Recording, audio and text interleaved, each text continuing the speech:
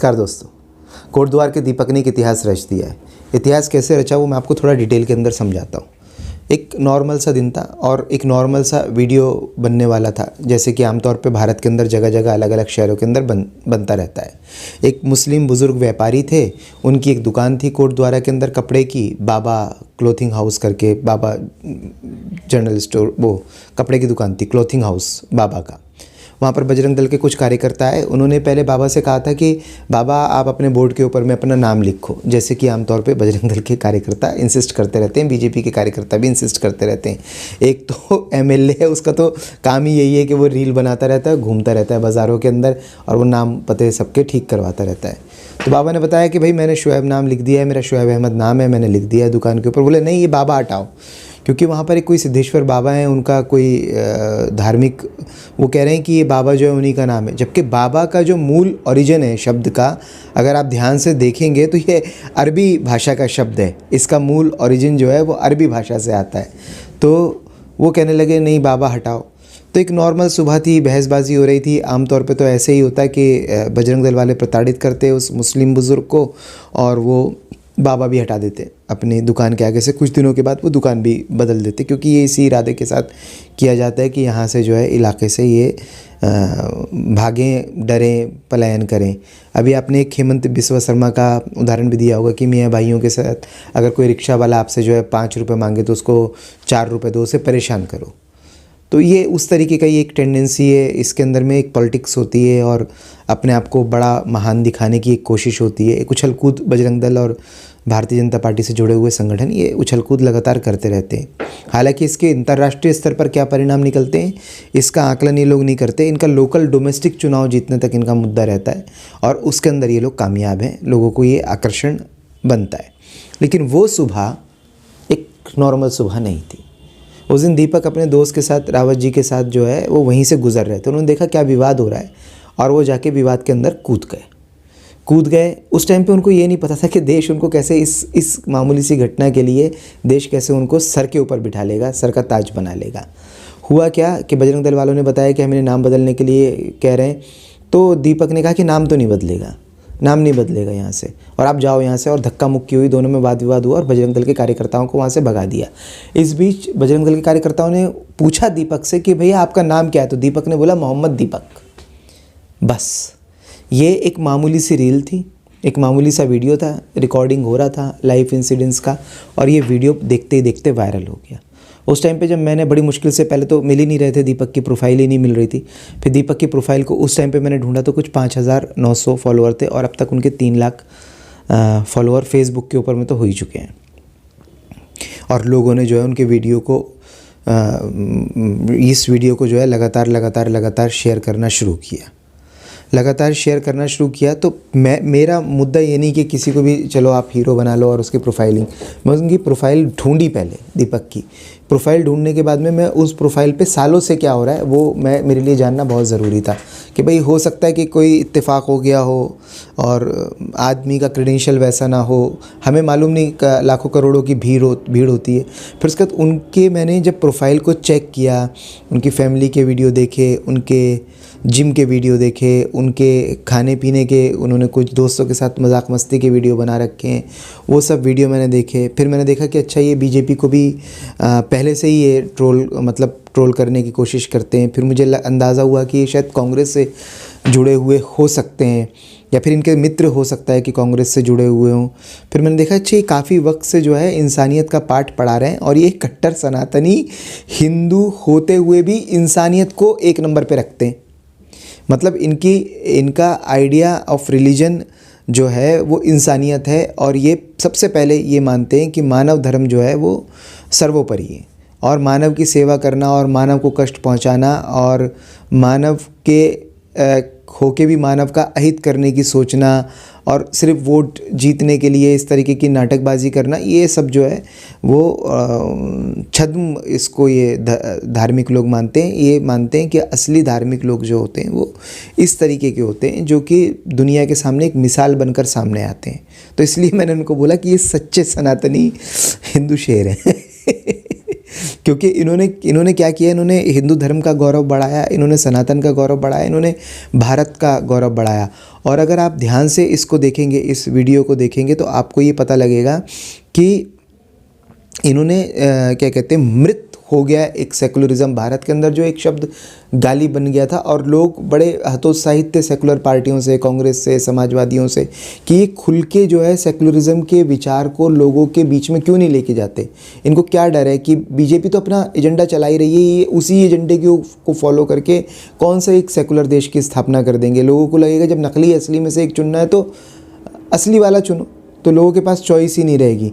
तो सेकुलरिज्म जो सर्वधर्म सम्मान करता है, सबकी भावनाओं का कदर करता है, सबको बराबर का नागरिक मानता है, समतामूलक समाज की स्थापना की बात करता है, एक ऐसा समाज जहाँ पर जो है खुशियाँ बांटी जाती हैं, जहाँ एक दूसरे के धर्म मिलजुल के मनाए जाते हैं, एक ऐसा समाज एक दूसरे के त्योहारों पर जलता सड़ता नहीं है, एक दूसरे के त्योहारों पर खुशियाँ मनाता है।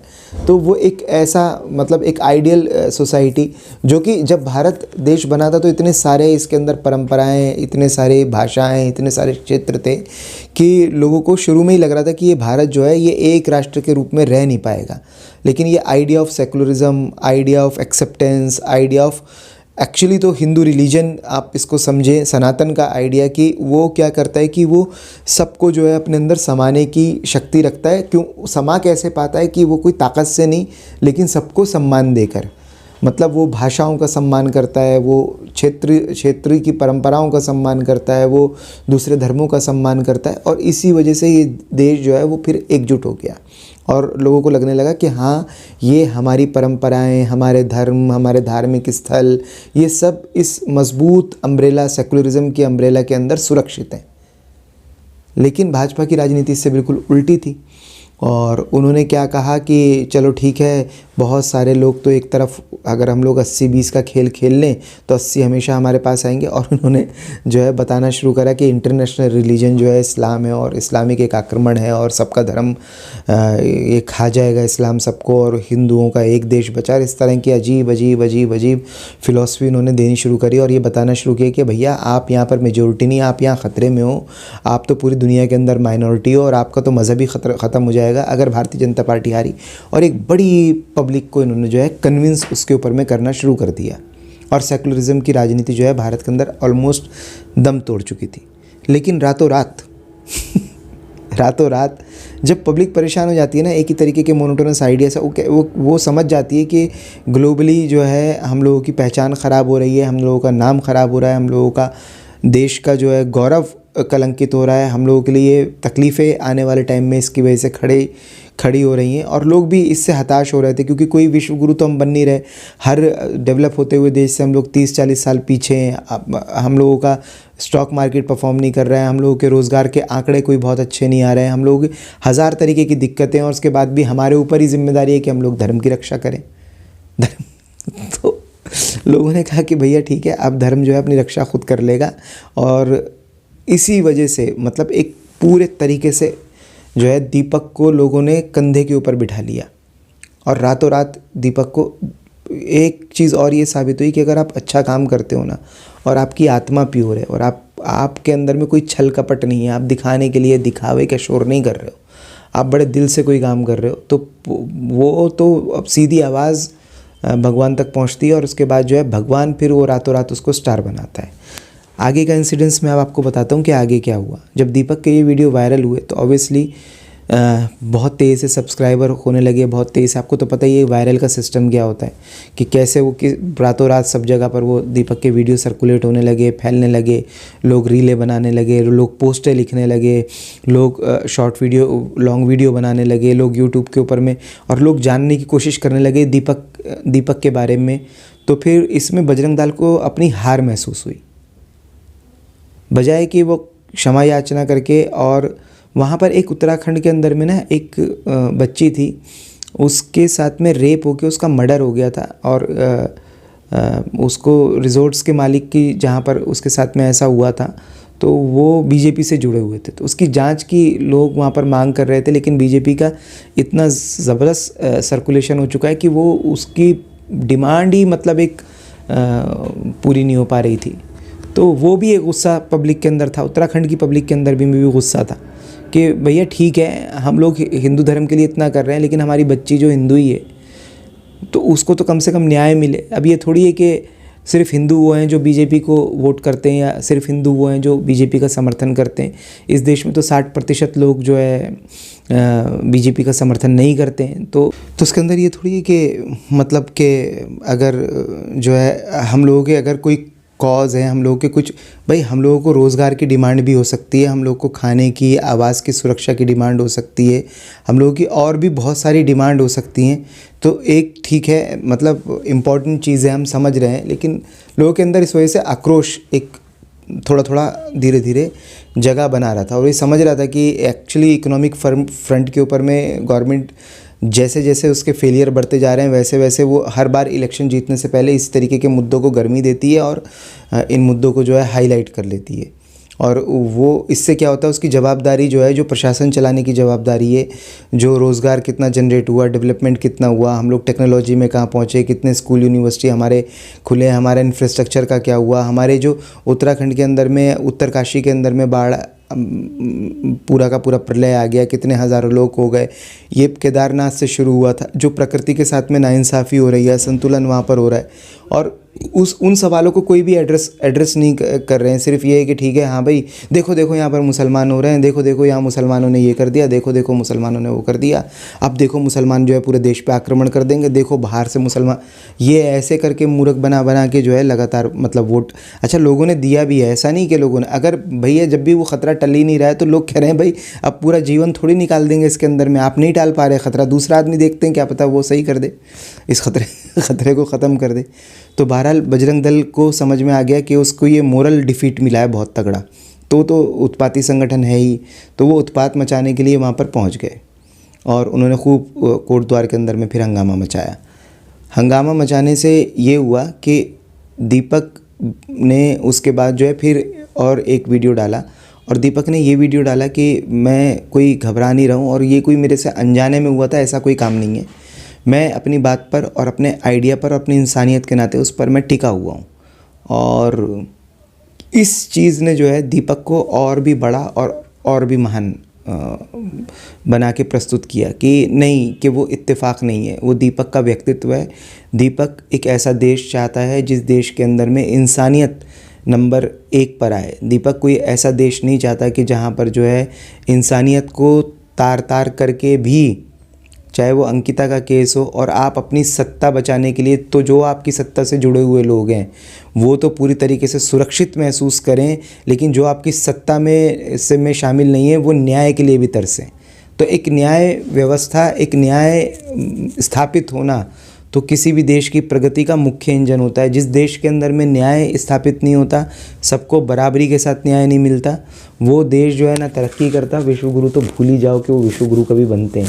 आप देख लो उठा के जितने भी विश्वगुरु देश हैं, वहाँ पर वो अपनी जनता के साथ जनता में भेदभाव नहीं करते, और वो जो है न्याय को जो है सर्वोपरि रखते हैं। उनको पता है कि अगर एक बार ये वाला सिस्टम चरमराया और लोगों की सवाल पूछने की ताकत को अगर हमने कमज़ोर कर दिया, तो लोकतंत्र और डेमोक्रेसी एक ऐसी चीज़ है कि सरकारें आनी जानी है 5 साल बाद, 10 साल बाद, 15 साल बाद।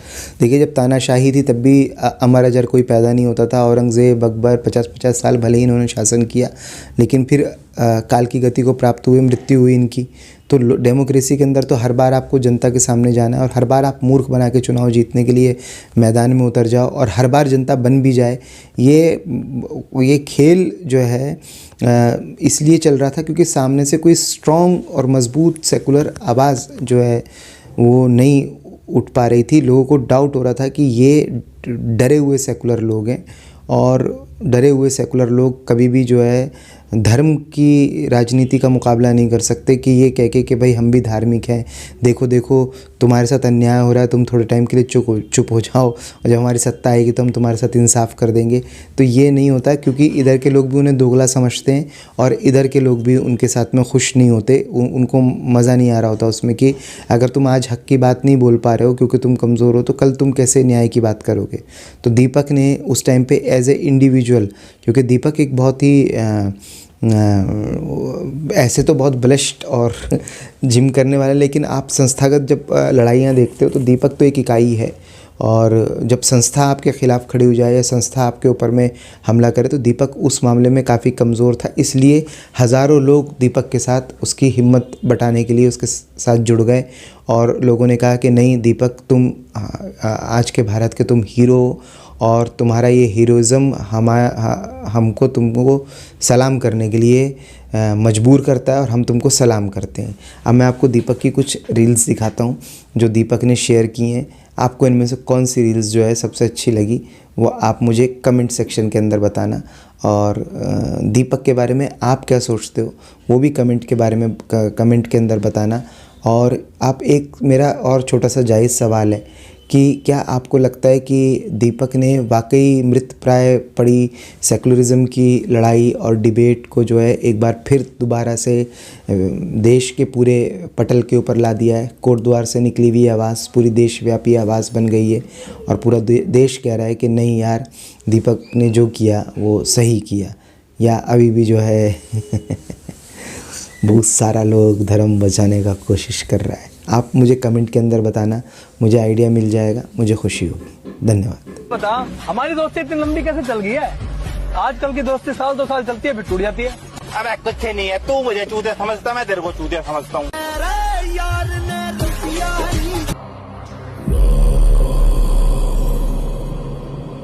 रघुनंदन रघु रघुनंदन रघु आधा है नॉन-वेज और वेज है आधा, कष्ट कीजिए क्या है इरादा।